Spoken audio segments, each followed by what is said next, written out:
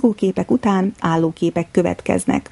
Különlegesek, mind az alkotójuk, mind a befogadójuk szempontjából.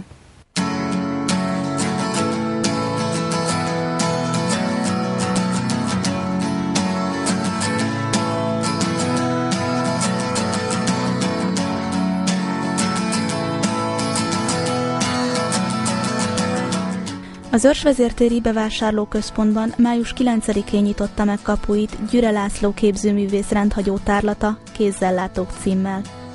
Az ezt megelőző sajtótájékoztatón elhangzott, hogy a kiállítást jótékonysági célokat szolgál.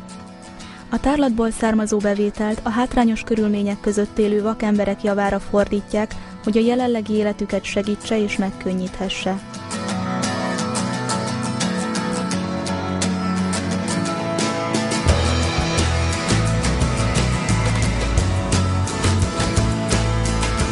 A kiállítást Zugló polgármestere dr. Vejnek Leonár nyitotta meg.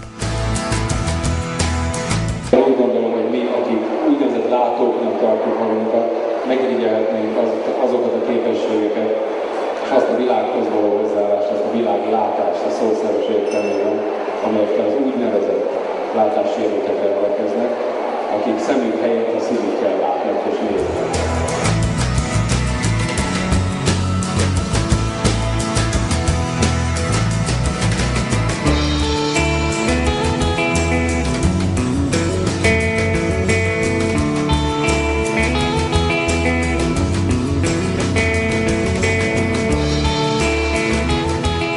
Körülbelül 2 éve kerültem kapcsolatba az Egyesülettel, és Fodor Ágnes elnökkel többszöri egyeztetések és megbeszélések után úgy döntöttük, hogy próbára tesszük ezeket az alkotásokat, és tavaly a Fehérbot napja alkalmából már rendeztünk egy ilyen kiállítást, és úgy néz ki, hogy nagyon jó sikerekkel tudjuk ezeket a kiállításokat zárni, és a rendezvényeiken is szívesen használják dekorációnak ezeket a képeket. A most megnyílt ügyfélfogadó irodájukban is egy ilyen kép teszi hangulatosabbá a várótermet. Milyen technikával készültek ezek a képek?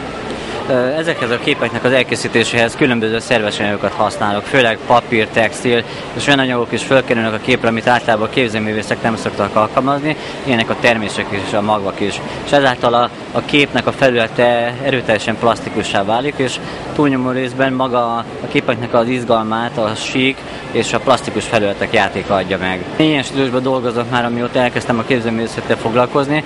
Egy baráti beszélgetés során jött ez elő, hogy ezeket a képeket nagyon jól le tudnák tapogatni például a vak és a gyengénlátó emberek is, és így sikerült végül is kapcsolatba kerülnem a Vakok és Gyengénlátók Közép-Magyarországi Regionális Egyesületével, és ott egy sikeres együttműködés jött létre, amelynek eredményeképpen már tavaly is rendeztünk egy kiállítást, és ennek gondoltuk, hogy most egy méltó folytatása lenne ez a rendezvény. Úgy gondoltuk, hogy azon kívül, hogy egy művészeti akadálymentesítés az alapgondolat ennek az egész kiállításnak, hogy a vakok is ugye élvezhessék ezeket a képeket, ne csak szobrászati alkotásokkal vagy más egyéb makettekkel találkozzanak, hanem valóságos képekkel is.